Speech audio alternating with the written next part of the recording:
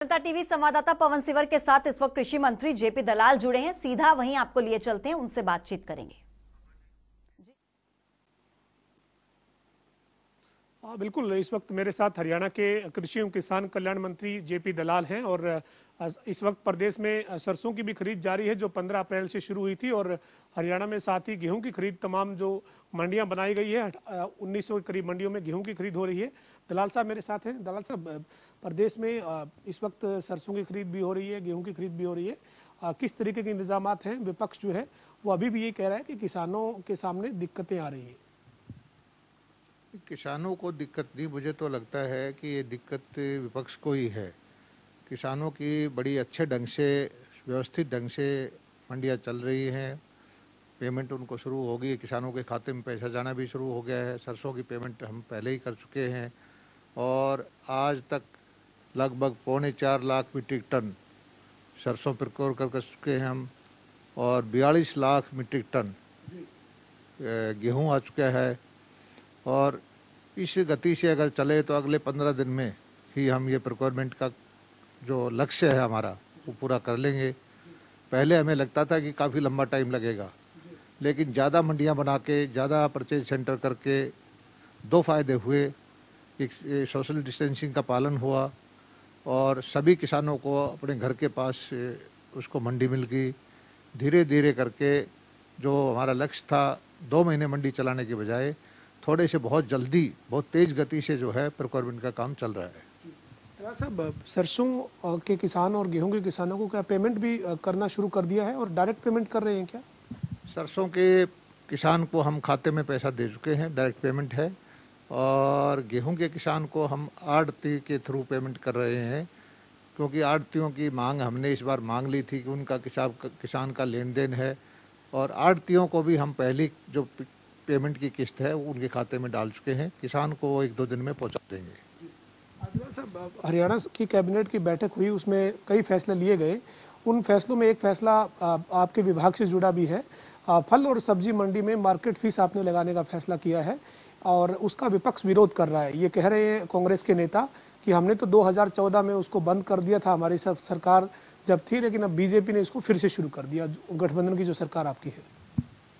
ये सही है कि मार्केट फीस पहले लगती थी और हमारे से ज़्यादा पंजाब में, हिमाचल में, दिल्ली में, राजस्थान में, सभी प्रदेशों में मार्केट फीस है। हमने ये सिर्फ 1% मार्केटिंग बोर्ड का और 1% HRDF का मार्केट फीस लगाई है और इससे हमें मंडियों का मैपिंग करने में सुविधा रहेगी, किस मंडी में क्या चीज़ की सुविधा चाहिए, क्योंकि मंडी की डेवलपमेंट के लिए मार्केटिंग बोर्ड जो है काफ़ी पैसा खर्च करता है। तो उसको थोड़ा सा 100 रुपये के अंदर अगर 1 रुपया बढ़ भी जाता है तो मैं समझता हूँ कि उपभोक्ता को बहुत ज़्यादा फर्क नहीं पड़ने वाला और ये कोई ज़्यादा बाहर डालने वाला काम नहीं है।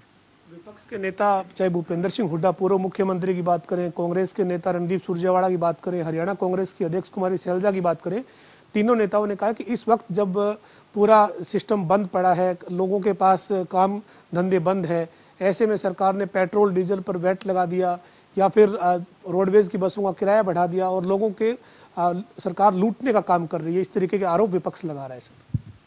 सरकार के पास लॉकडाउन की वजह से जो सारी गतिविधियां सरकार की ठप हो गई हैं, रेवेन्यू की बहुत कमी आ गई है और ये जो हमने थोड़ा थोड़ा जो कमर्शियल चीज़ थी हमारी रोडवेज की, उसमें बड़ा भारी घाटा था और थोड़ा 1 रुपया बढ़ाया है, 15 पैसे 1 रुपये में, 85 पैसे था वो 1 रुपया किया है, तो उससे को बहुत ज़्यादा फर्क नहीं पड़ने वाला। और उससे भी अभी बढ़ाने के बाद भी हमारे किराए जो हैं, हमारे आसपास के जो प्रदेश हैं कम्पिटिटिव हैं, उनसे कम है और जो हमारा घाटा होता है उसका सिर्फ 25% ही हमें रिकवर करने की कोशिश की है। 75% जो है, 100 रुपये का अगर घाटा था तो 25 रुपये ही कवर किए हमने।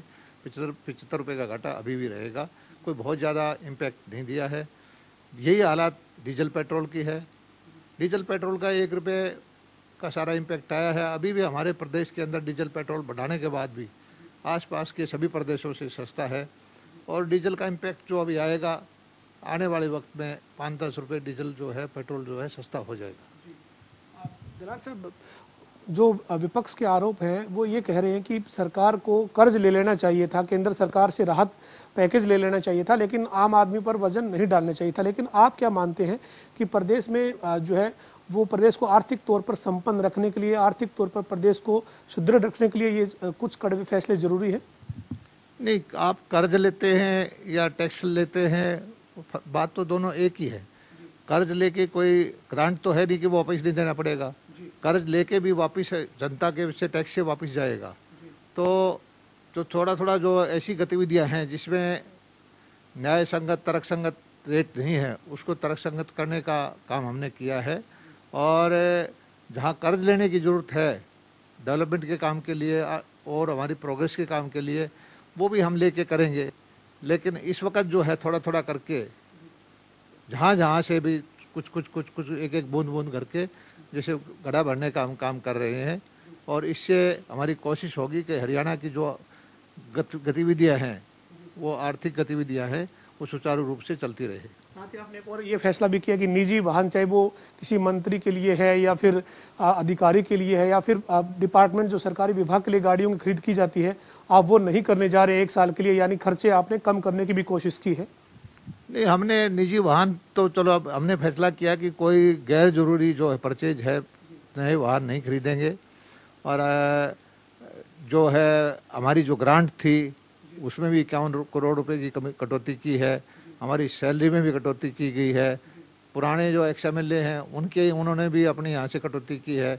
और थोड़ी थोड़ी हमारे कर्मचारी भाइयों ने भी अपनी स्वेच्छा से कुछ हालात को देखते हुए कटौती स्वीकार की है।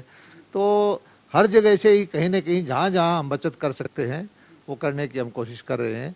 और हमारा मकसद ये है कि इस वक्त के अंदर हमने बहुत सारी सुविधाएं भी तो दी हैं। जो हमारी MSME है, लाखों छोटे छोटे कारीगर हैं, उद्योग धंधे करने वाले हैं, उनको हमने कह दिया सैलरी देनी है तो वो लोन लेंगे, तो हमने 6 महीने का उनका साथ में जो ब्याज देने की भी हमने सरकार ने करी है। फ्री अनाज भी बहुत बांटा है, गरीब आदमियों के खाते में पैसे बहुत दिए हैं, बिजली के बिलों में हमने छूट दी है। तरह तरह की एक तरह से जो है, जो जिसको सही मायने में ज़रूरत है, इस कोरोना की वजह से जो पीड़ित है, लॉकडाउन की वजह से जिसका धंधा इफेक्ट हुआ है, उनको हम सहायता भी तो साथ साथ दे रहे हैं। साहब, इस वक्त हरियाणा में कोरोना के हालात को आप किस स्टेज पर देखते हैं? चूंकि दिल्ली की वजह से एक बार फिर जो एरिया बिल्कुल सेफ जोन में था वो भी चपेट में जो है वो आता हुआ दिख रहा है, तो किस स्टेज पर देखते हैं आप? हरियाणा बाकी प्रदेशों के अगर कंपेयर करें तो हमारी स्थिति अभी भी ठीक है, हमारी रिकवरी की परसेंटेज अच्छी है। लेकिन हमें खुशफहमी में रहने की ज़रूरत नहीं है। अभी तक कोई संतुष्ट नहीं है कि हम इसको कंटेन कर पाए हैं। ये लड़ाई अभी जारी है और इस लड़ाई में जब तक एक एक जन का सहयोग नहीं मिलेगा, इसको हम जीत नहीं सकते। हरियाणा वासियों को मैं धन्यवाद देता हूं कि अब तक इन्होंने अपने सारे कष्ट झेल के और इस लॉकडाउन का पालन किया है। और इसी तरह से आप जो हमारे साथ देंगे तो इस लड़ाई को हम जीतने में सक्षम रहेंगे। और हरियाणा जो है देश के अंदर पहला प्रदेश होगा जो इस कामयाबी को हासिल करेगा। प्रदेश के किसानों से, तमाम प्रदेशवासियों से क्या अपील करेंगे? मंडियों में आपने उनके लिए खरीद के इंतजाम किए हुए हैं और खरीद हो रही है, और इसके साथ ही उनको अगली फसल की बिजाई करनी है, तो आप क्या अपील करें किसानों से, किस तरीके से अपने कामकाज को आगे बढ़ाएं? किसान भाइयों से तो मैं यही अपील करता हूं कि आप निश्चिंत रहिए। हमारे प्रधानमंत्री जी ने जो कृषि के ऊपर किसी भी तरह का कोई गतिविधियां जो थी उस पर कोई रोक टोक नहीं लगाई है, चाहे वो ट्रैक्टर का आवागमन हो या थ्रेशर का या कंबाइन हार्वेस्टर का या रिपेयर की वर्कशॉप खोलने का या खाद बीज की दुकान खोलने का या मंडियां खोलने का। और सही मायने में तो आज मैं देखता हूं पूरे देश के अंदर एक वर्ग की गतिविधि ऐसी है खेती बाड़ी की जो चल रही है। बाकी तो हर जो कारोबार है हर वर्ग प्रभावित ज़्यादा ही है। और हम नमन करते हैं किसान भाइयों को कि उन्होंने अपनी इतनी मेहनत करके देश की अर्थव्यवस्था में जो अपना योगदान है दिया है उसको हमेशा याद रखा जाएगा। और आगे आने वाली फसल के लिए खाद की, बीज की या पेस्टिसाइड की, दवाइयों की किसी भी तरह की कमी नहीं होने देंगे। किसानों के लिए हमारे मुख्यमंत्री जी भी चिंतित रहते हैं, हमारे सारे विभाग के अधिकारी चिंतित रहते हैं। और आप बिल्कुल अपने काम में से ध्यान रखिए, सोशल डिस्टेंसिंग का पालन करिए, शहरों से या बाहर संपर्क से बचें कहीं सोशल गैदरिंग ना करें, सैनिटाइज़र का प्रयोग करें। मास्क का तो आप जो है पगड़ी का, मस्के का, बटके का, फटके का गांव में वैसे प्रयोग करते रहते हैं, और साबुन से हाथ बार बार धोते रहें। और इसी तरह रहेंगे तो हम गांव कम से कम बच जाएंगे इस बीमारी से। और अपने काम से काम रखें आप, हमें ये पूरा भरोसा है कि किसानों के अंदर ये बीमारी नहीं आएगी। धन्यवाद सर। ये हरियाणा के कृषि एवं किसान कल्याण मंत्री जेपी दलाल हमारे साथ थे, जिन्होंने कहा है कि प्रदेश की तमाम मंडियां हैं उनमें सही तरीके से खरीद हो रही है और 42 लाख मीट्रिक टन के करीब गेहूं की खरीद इस वक्त मंडियों में हो चुकी है। 4.25 लाख मीट्रिक टन के करीब सरसों की खरीद जो है वो हो चुकी है। उन्होंने कहा कि तमाम इंतजाम पुख्ता हैं और विपक्ष को भले ही दिक्कत नजर आ रही हो, लेकिन किसानों को किसी तरह की कोई दिक्कत नहीं है। जी पवन, बहुत बहुत शुक्रिया। जेपी दलाल जी का भी बहुत बहुत शुक्रिया जनता टीवी के साथ जुड़ने के लिए। तो कृषि मंत्री की ये बड़ी बातें हम आपको बता रहे हैं जो उन्होंने कही है जनता टीवी से बातचीत के दौरान। किसानों के खाते में पैसे आ रहे हैं, 4.25 लाख मीट्रिक टन सरसों आ चुकी है, आढ़तियों के जरिए गेहूं की पेमेंट हो रही है। ये तमाम बातें कृषि मंत्री जेपी दलाल ने कही हैं। और लॉकडाउन की वजह से रेवेन्यू में कमी आई है। जब इस बारे में संवाददाता पवन सिवर ने उनसे बातचीत की तो इस पर भी उन्होंने अपनी बात रखी कि किराया अन्य राज्यों से अभी भी कम है। जो रोडवेज का किराया बढ़ाने की बात ये की गई है उस पर उन्होंने कहा कि घाटे से उबरने में इससे मदद मिलेगी। और साथ ही उन्होंने कहा कि नए वाहन अब नहीं खरीदेंगे। ये इस वक्त की बड़ी जानकारी हम आप तक पहुंचा रहे हैं कि सैलरी में भी कटौती की है। कृषि मंत्री जेपी दलाल ने जनता टीवी के साथ खास बातचीत में ये तमाम बातें कही। हरियाणा वासी लॉकडाउन का पालन कर रहे हैं, हरियाणा जीतेगा कोरोना से जंग, ये उन्होंने बात कही है यहां पर कि हरियाणा कोरोना से जंग जीतेगा। और साथ ही साथ आपसे एक अपील भी की है कि आप सभी लोग अपने घरों पर इसी तरीके से रहिए, लॉकडाउन का पालन कीजिए और सामाजिक दूरी बनाए रखिए। छोटे